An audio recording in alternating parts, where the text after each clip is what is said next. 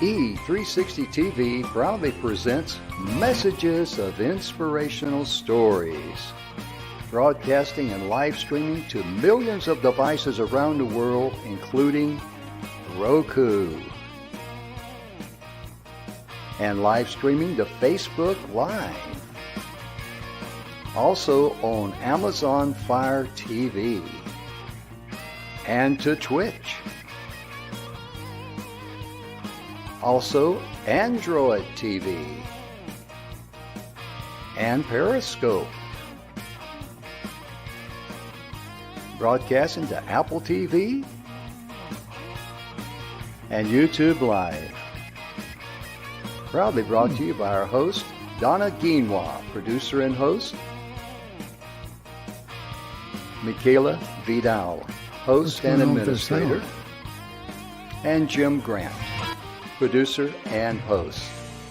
Proudly brought to you by the 6minutewebinar.com.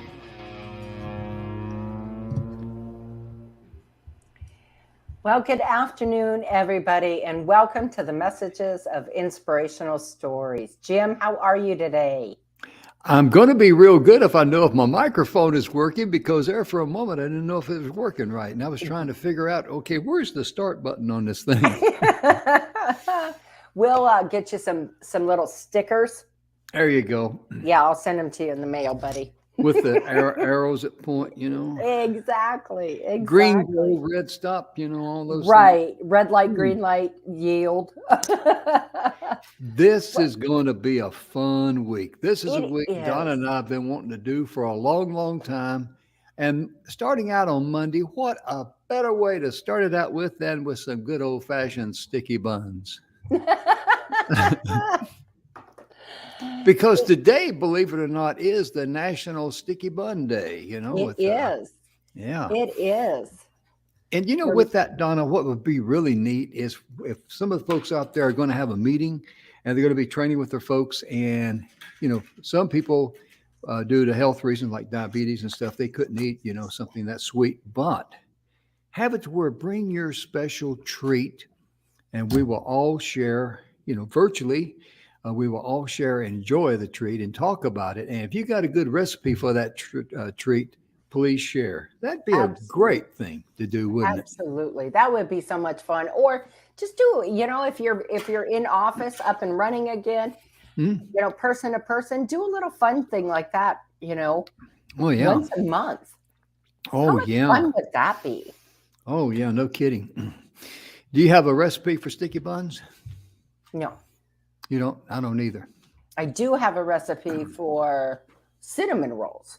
Ooh, I bet those things are good, because if you won first prize at the Arizona State Fair for that banana bread, well, if you'd have took your cinnamon roll up there, or you took your sticky buns up there, I mean, either way, man, it would just be a wonderful. You would have just she would have walked away. She would have walked away with the show, you know. Yeah, she's a tremendous cook. Go ahead. My husband always says, I'm so blessed that you love to cook and that you love to bake, because I love to eat. There you go. Yeah, Edge is quite a guy. He's got it all figured out, folks. Yeah, he does. Well, we are really excited about today's show. This whole week, we're going to be talking about origins and meanings of old world sayings. We say them all the time. Isn't that the truth? And we're just like human parents. We heard them told to us, and we tell our kids, and they pass it on. And, you know, it's just amazing. I saw one of the old world sayings, and it really cracked me up. The meaning, let me just say the old world saying, don't do a rain dance if you don't see any clouds. And that is obviously, you know, when someone's growing up, you know, just say what you mean and mean what you say. That is the origin of that. That's what it means. But, you know, I cracked me up. Don't do a rain dance if you don't see the clouds. Have you ever heard of that before, Donna? Yes, I have. I haven't. And so that was a new one on me. I have. You know, and I come from a long, long line of farmers and hillbillies. And so the sayings are tremendous. Mm-hmm. Right. I was, Yeah. brought up with sayings that most of my friends would look at me and like, what are they talking about? Isn't that the truth? I mean, they would just flat down, stare at you. And if you were country and you went to a city school and you spoke in country English, they would look at you like you were a little strange. They sure would. Yeah, one of the things I grew up with is, well, I guess that's how the cow ate the cabbage, huh? Oh, yeah. That's been an old one here. And, it's been, oh, gosh. So, how did the cow eat the cabbage besides very carefully? Right. Didn't want to get any briars in the tongue, Exactly. But it's interesting. A lot of the sayings that we say every day literally go back hundreds and some of them, in what case you found that one goes back to when? Oh my gosh. I'm trying to think off the top of my head. It's a long time ago. It was before I was born anyway.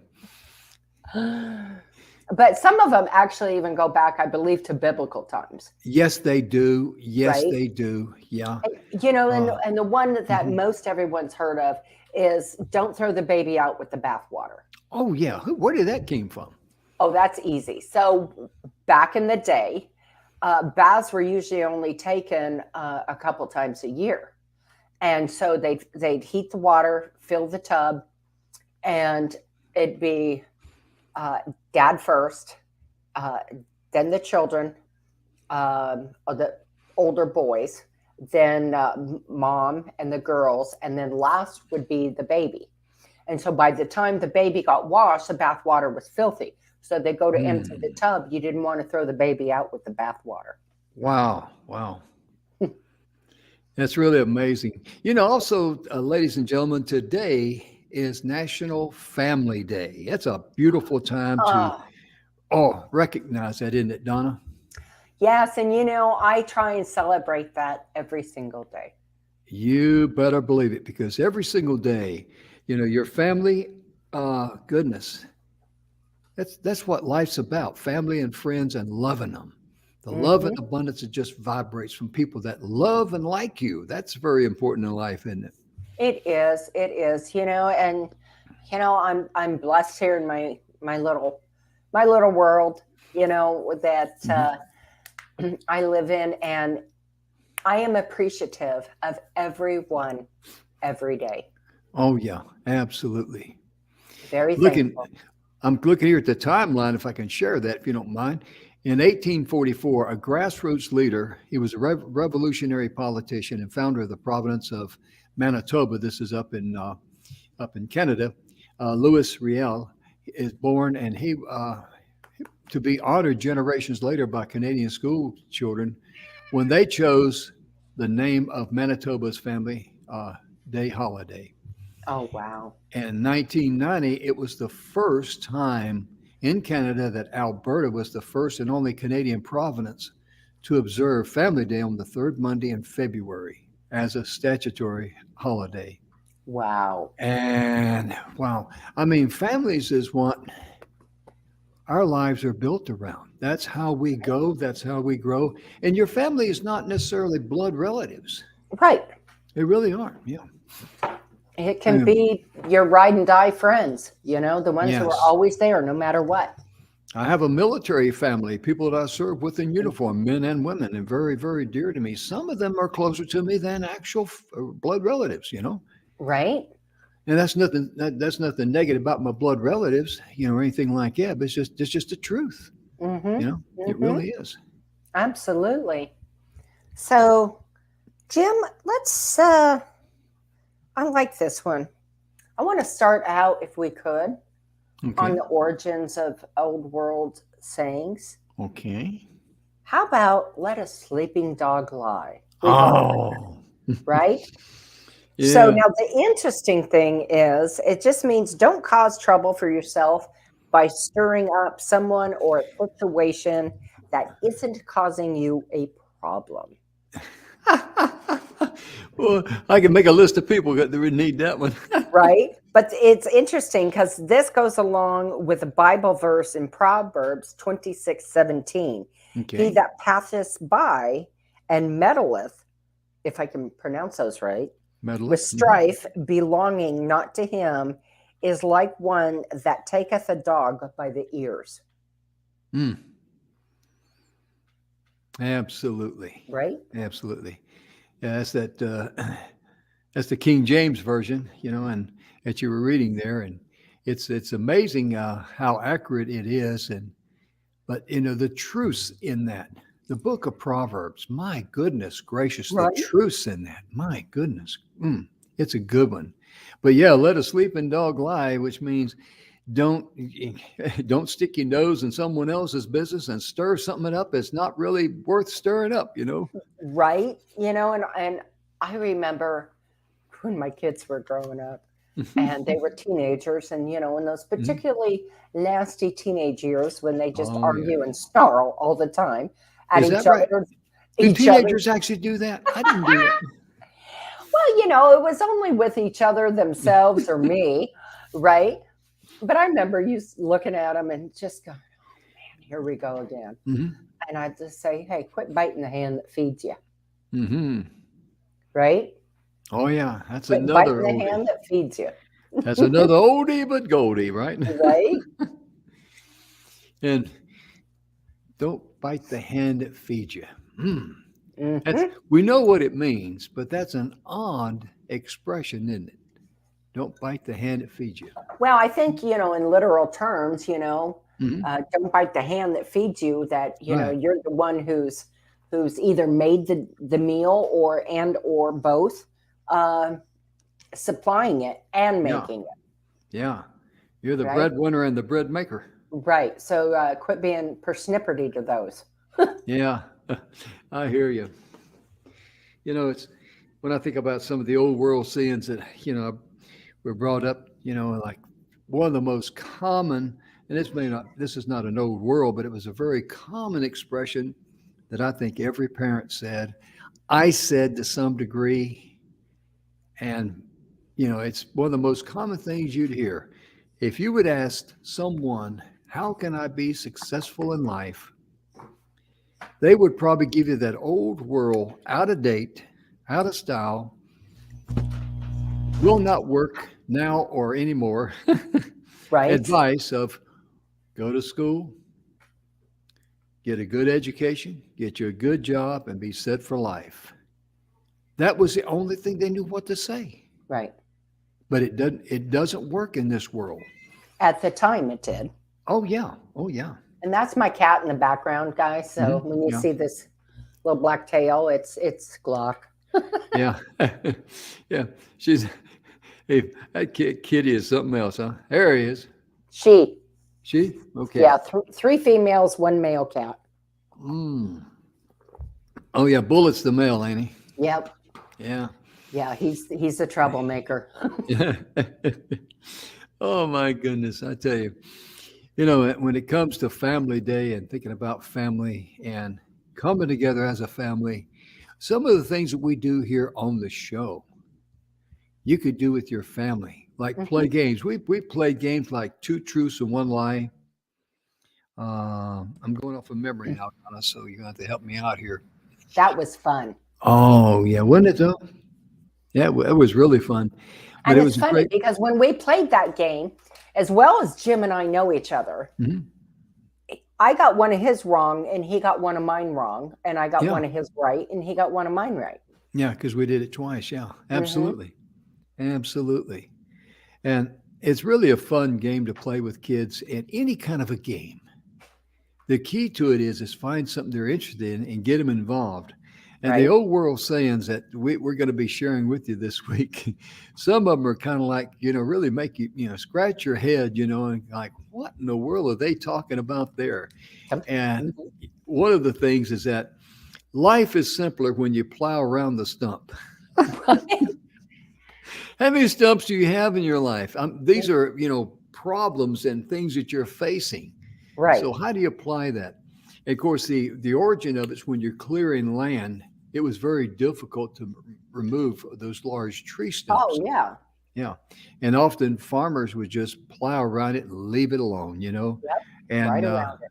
Yeah. And because of the time That was the thing. The time it would take to remove that was not worth what they would benefit from as Right, far that as that. small yield of the Yes. front circumference. Yeah. Exactly. Exactly. How many times we want to, we don't want to plow around around that stump. We want to, take that Plow thing. through it. Yeah. And we can spend, an ungodly amount of time on that thing. We could be pushing a chain uphill. We can, be very unproductive. And look at all the turmoil and also the people that be standing there looking at you going like, why are you doing that? Right. Wasting all that time and energy on that. It's not worth it. Mhm. And as we were talking in a previous show with Bill Heinrich, when you love yourself and you love life, you just anything in life that's physical that's bothering you, just let it go. Just let Mhm. it go. Yep. And Donna, you Absolutely. you talk a lot about that, about, if there's basically one of three things or a combination of three things that can create stumps in your life that keep you from going straight. And that's either a Absolutely. person, a place, or a thing. Absolutely.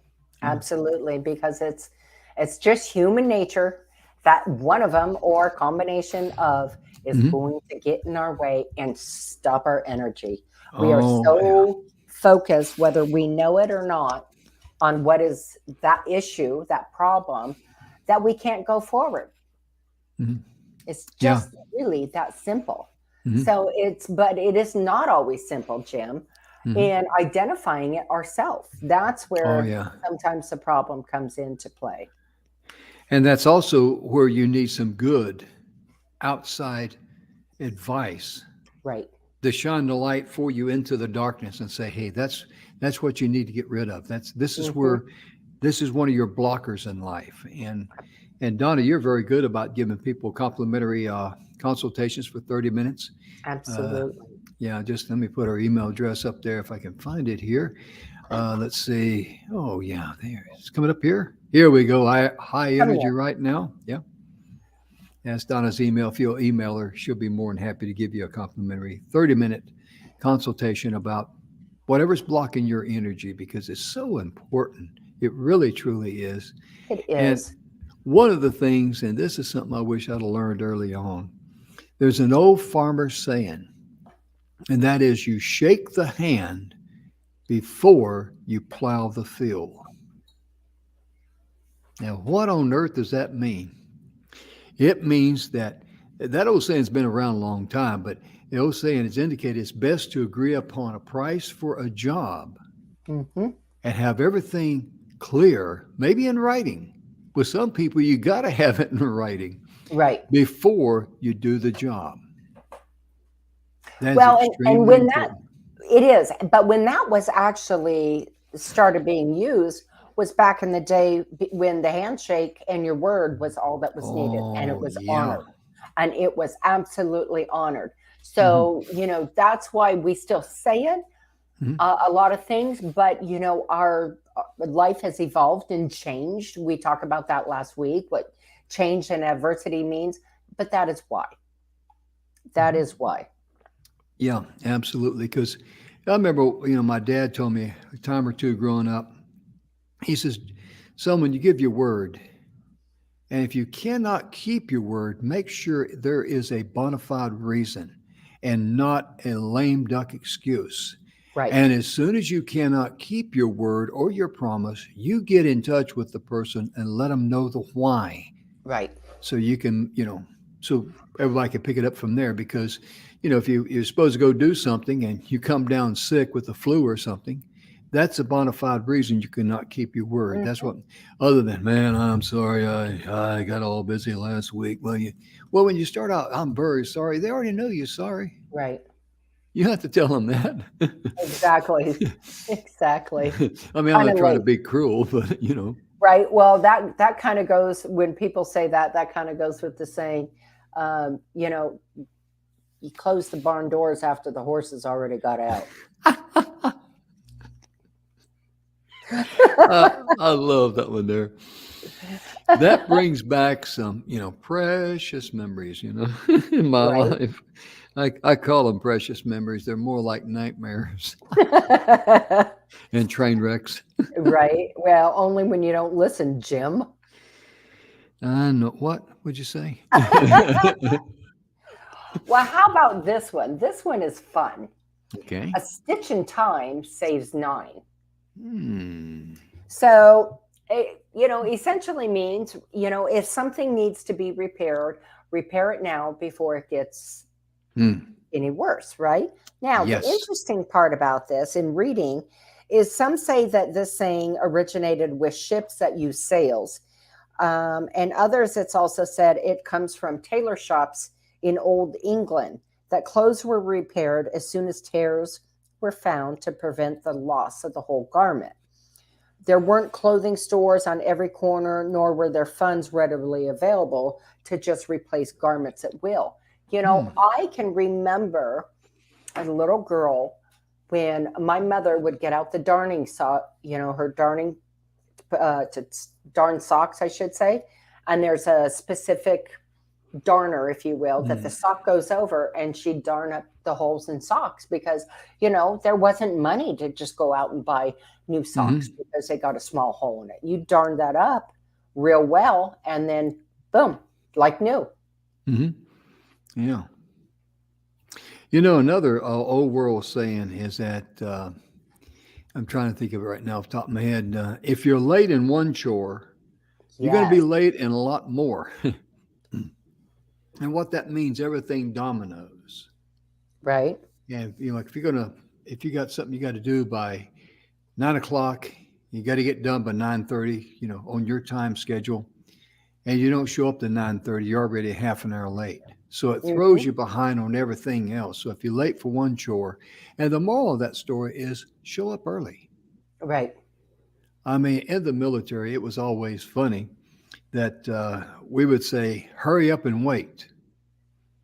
That became one of the most obvious sayings that we had when I was in basic training, because they get you up early and we'd all get over where we're supposed to go, and we got to sit around and wait for everything else to happen. So we called it hurry up and wait. I grew up with that. Well, let's just hurry up and wait. Yeah. Well, you grew up with your dad being an Army officer. I mean, that's the way it was.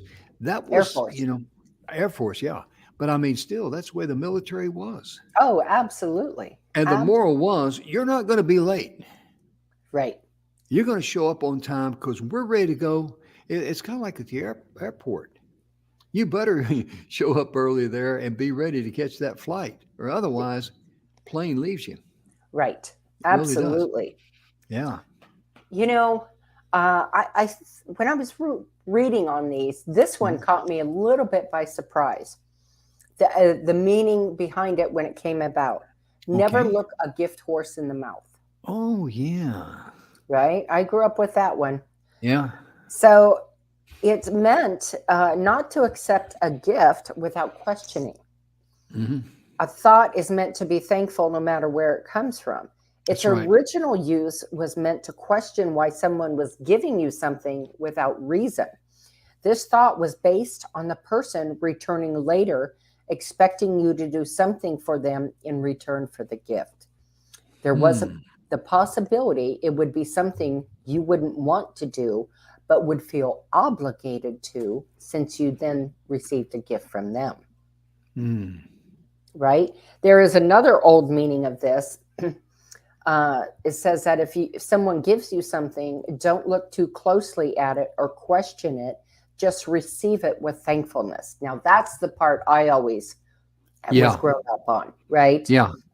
So, if someone gave you, a $5 bill when you're little, don't, thank them and just, wow, that was super, super nice. Of course, $5 back then was only received at Christmas.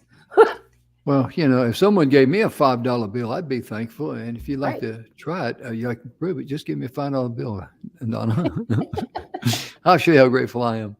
But that the gift horse in the mouth, that also generated from, and correct me if I'm wrong, but I think it also had a meaning of whenever they looked at a horse's mouth on the inside, they would inspect the teeth. The teeth would show the age.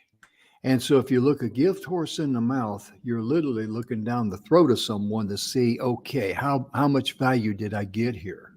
Yep, that's the other meaning. Yep, yep. Right. Yeah, it's amazing. So the main thing of it is, it's like my mother used to tell me, just remember, son, it's the thought that counts.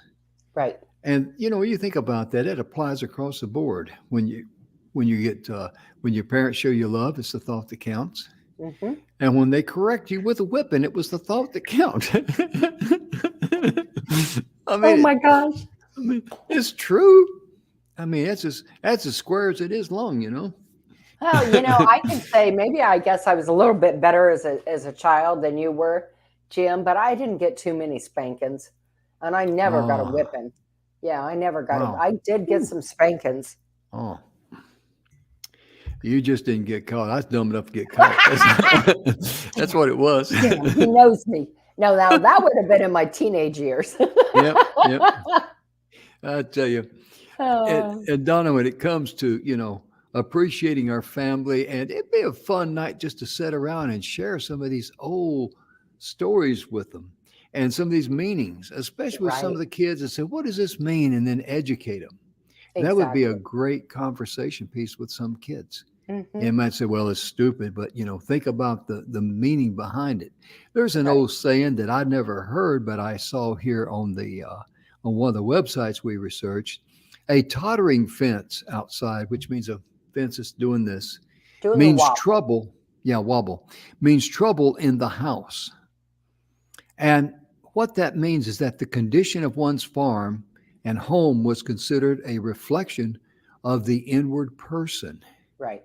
And condition of the family. If the fences were falling down, then others felt that there was something wrong with the whole home. This old saying was originally used to indicate marital problems. A man that doesn't love his wife or home will not take care of things. Right. How true is that? Right. I mean, when you think about that, that first part, it says the condition of your home, the condition of your car, not the condition, but the way you dress the way yourself. You hold yourself. Yes. The way you walk, the way you talk, and all that. That's a direct reflection of the inner real you. Right. That's why when you meet someone for the first time, you got about 5 seconds to impress them. Yep. It's called the 5-second rule. That's right. Because they're going to look at you. If you come out there and your clothes, you got half your shirt tail tucked in and the other half hanging out, and your pants look like you slept in them. Your shoes look like you shined them with a Hershey bar.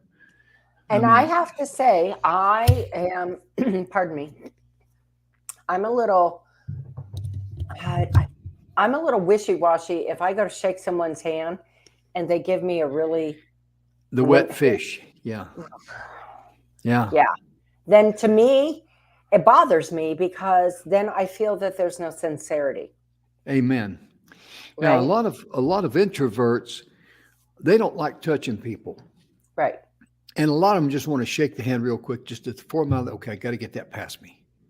And they don't want to, they'll never give you a warm, friendly handshake. So if you're an introvert, work on going the extra mile. Because the person receiving that handshake is not going to look at it like, well, this person's an introvert, or this person does, they don't like touching people. They don't know you. So they don't know you. Right. They don't know how to take it, except it comes across as very insincere and very unprofessional. Yeah. And that you don't think enough of yourself or the other person to give a proper handshake. Yeah. It's just like something you got to do, but you really didn't want to do it. That's what you're saying. Right. And that's the wrong thing to do. And that's a great point you brought up there about the handshake, because the handshake's very, very important. And, my dad taught me at a young age, honey, you always give a firm handshake. And it's always, men give a firm handshake. He said, well, I don't believe women should not give a firm handshake, Donna, because he's right. Right. And so that's your sincerity. I mean, obviously, and I've had people do it, Jim, I've had men that go to damn near crush my hand. Mm-hmm. And I'm like, look at him, raise my eyebrow. I'm like, you gonna pay my doctor bill, buddy? Hmm. Some people subconsciously don't realize how much strength they got in their hands. Some men don't. Well, and sometimes, in all fairness, and I'm going to pick on men for a little bit. Okay. Sometimes those kind of people are the ones that are showing a dominance to a female when they shake hands with a woman like that. They're showing dominance or Okay. trying to show. You said you're going to pick on men, so I figured I'd. You're going to duck. Now it's going to hide a little bit. No, but you're exactly right. It's kind of a male macho thing, and Right. macho is just one It's a letter away from posturing. yeah. Macho is just one letter away from nacho because that's all it is, just a bunch of cheese. Yeah. That's It really, awesome. yeah. It's sad too because the more a guy demonstrates how macho they are, they really demonstrate how weak they are. I mean, they really do. As Right. sad as it is to say. And I've seen men who do that and then do the posturing. I call it the Banny Rooster, where they kind of, get their shoulders like this, and they kind of come and then they look at you like this. Mhm. And I'm like, oh, for gosh sakes, Yeah. I have no time for you. See you later. And we had a guy I knew out in Arizona, and he was a short fella, about 5'6", and he had this height problem, Napoleon complex, they call it.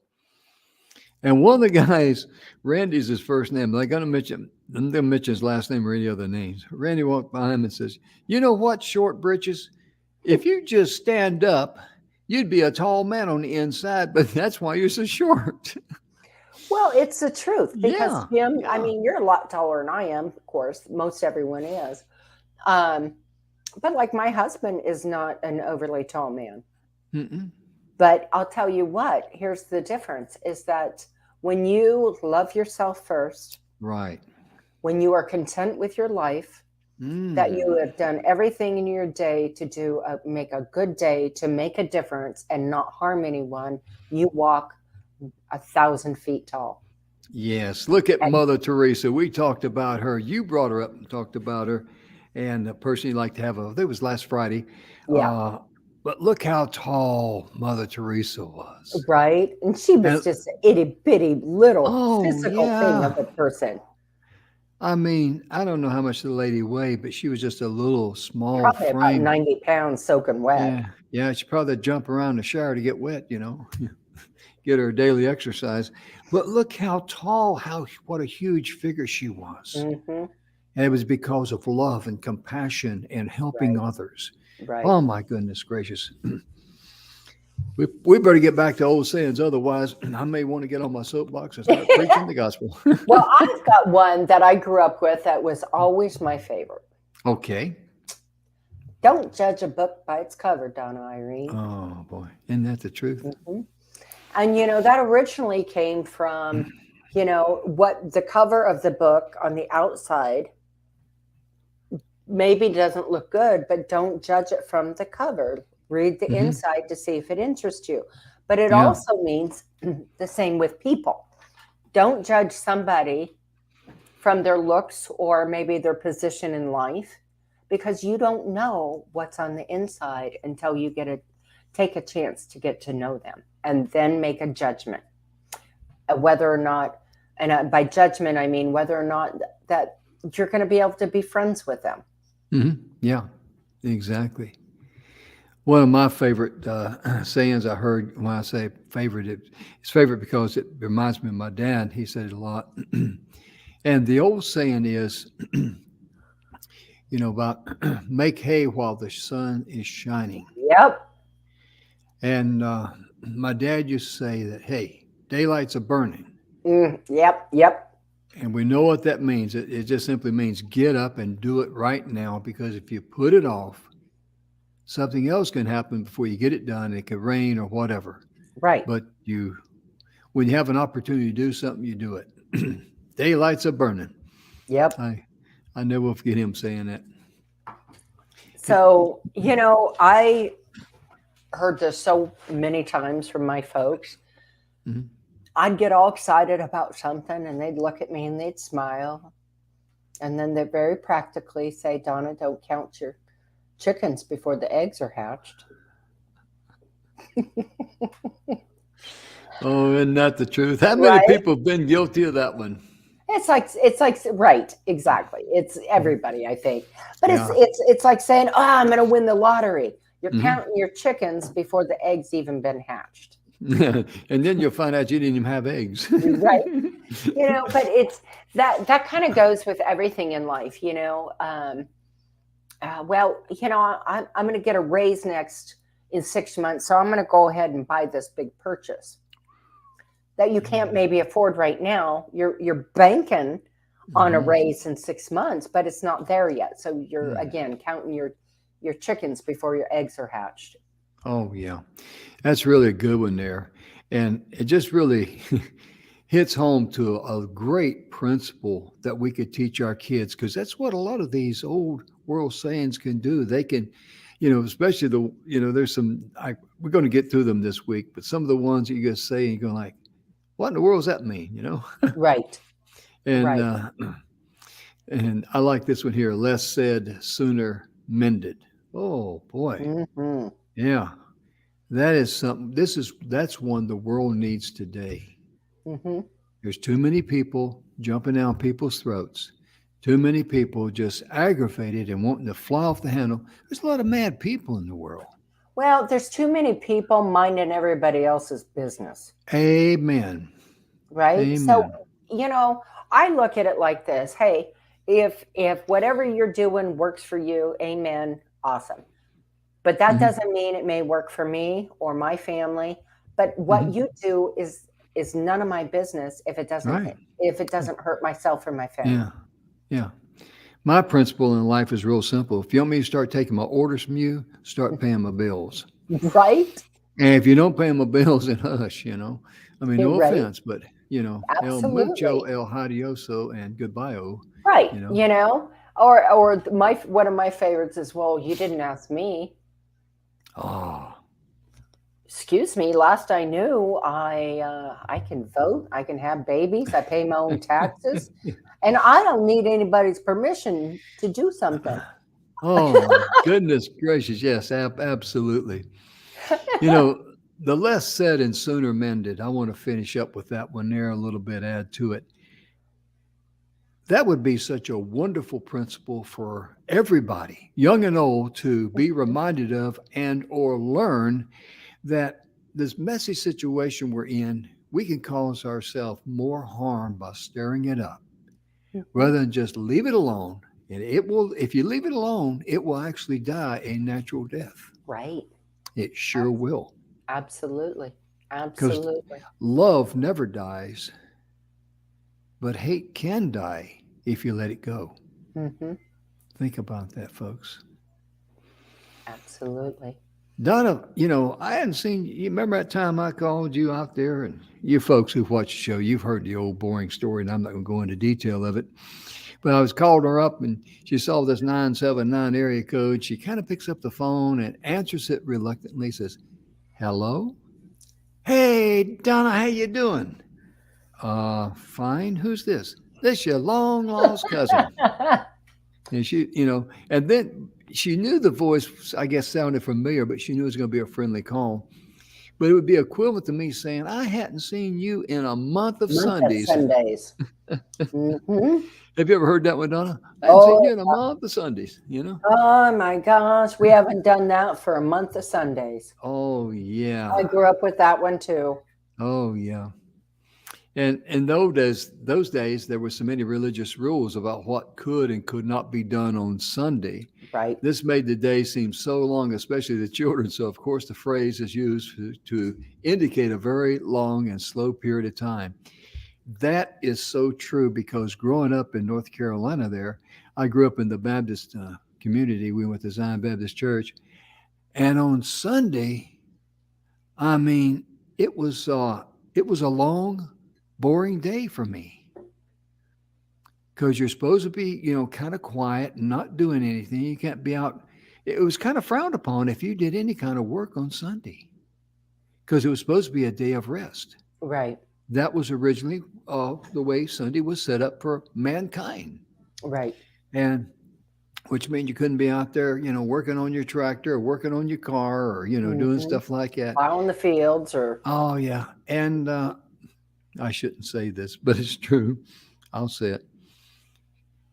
Our preacher, wonderful guy, he would make a habit of coming down from where he lived. We could see his house up there because he lived down the road from us. And he'd make a habit of walking and visiting the neighbors on the way down. And we had to wear our Sunday go to meeting clothes, as they called them. And we had to look nice. And we better not, as in better not, fall down and tear them or get them dirty or Right. anything like that. And we had to sit there, dressed like it was picture day for him to come by. And we were so Bored. yeah, and I don't want to say this in a negative way, but we were real happy when he left.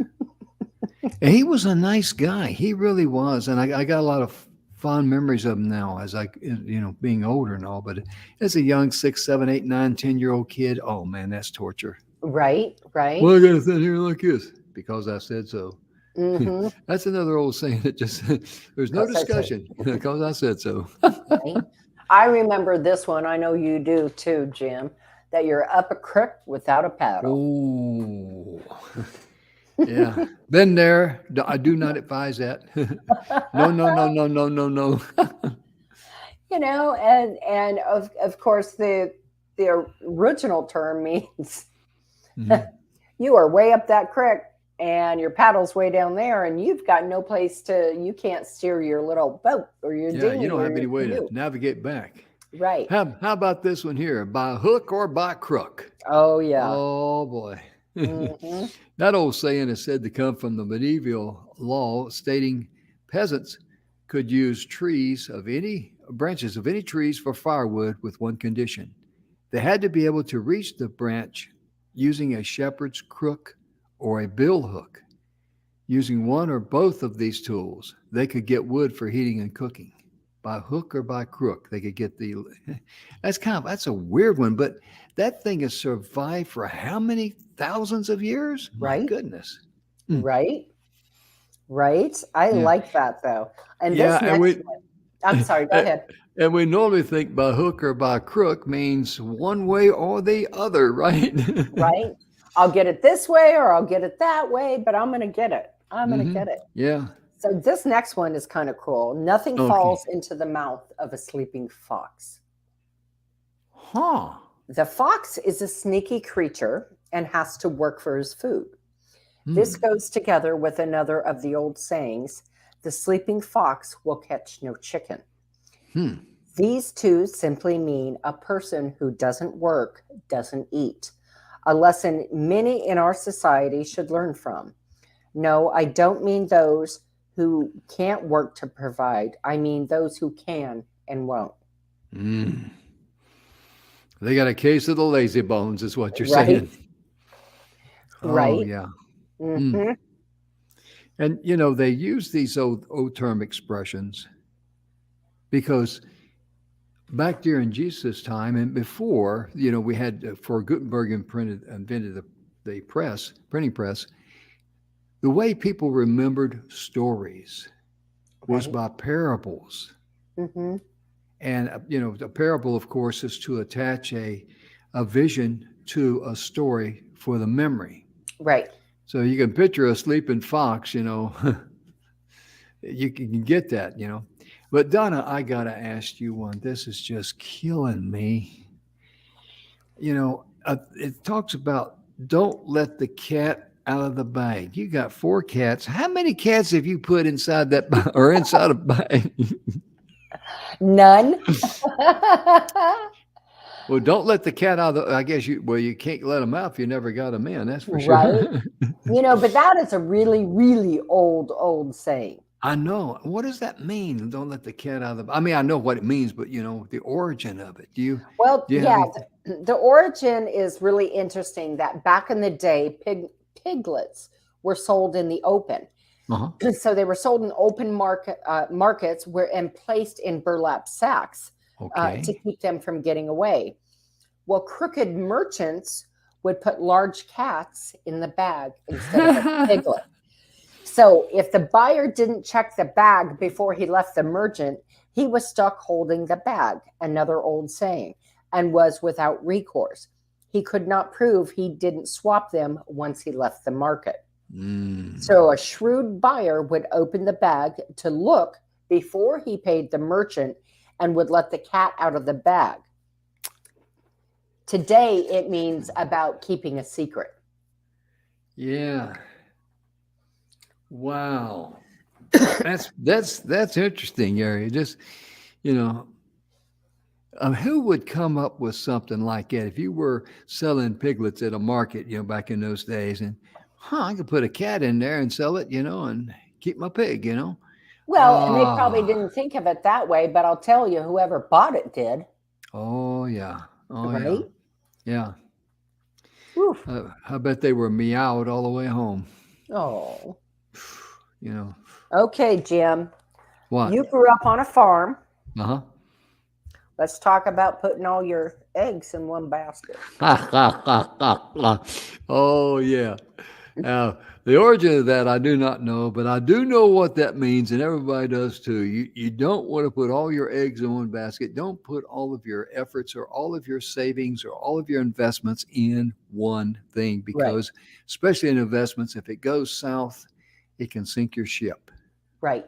And when you talk about investments, if you have investments, kind of like scattered around a little bit in different industries, diversified, it gives you stability. I mean, if one goes down, the rest of them will help you, stay afloat, and you just recover from the loss. Right. And, and in modern day terms, when you're saying that, like if you were to start, say, a business and you took every last dime you had and you were going to put into that business and had nothing set aside for your rent or mortgage coming up or your car payment, then you're putting all your eggs in one basket and expecting it to flourish maybe before it has a chance to grow in itself, but you're leaving yourself out in the open.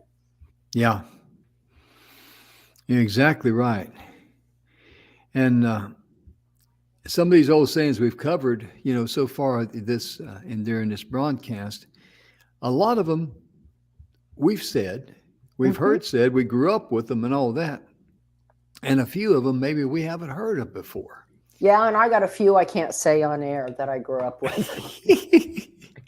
Oh, come on, Donna. No. Yeah.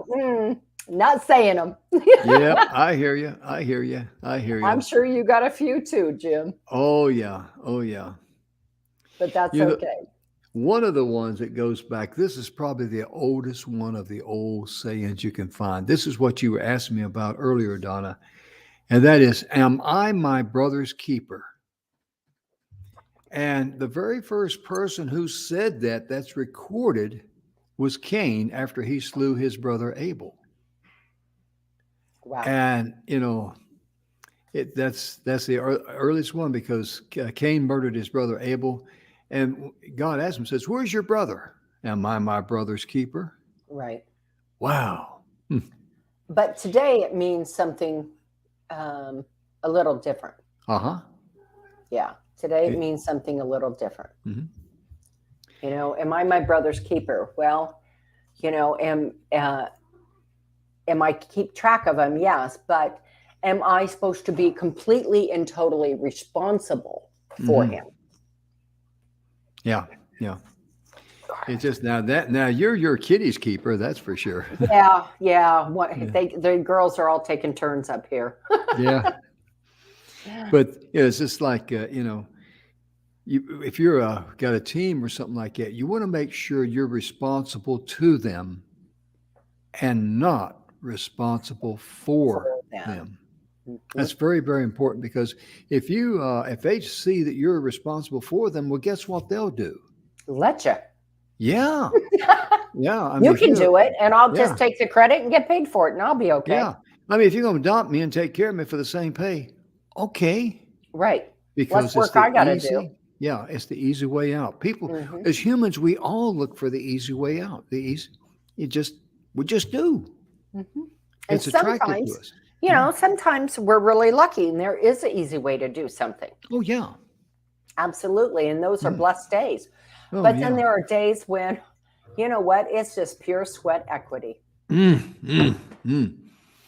sweat equity. And that's another old saying, sweat equity.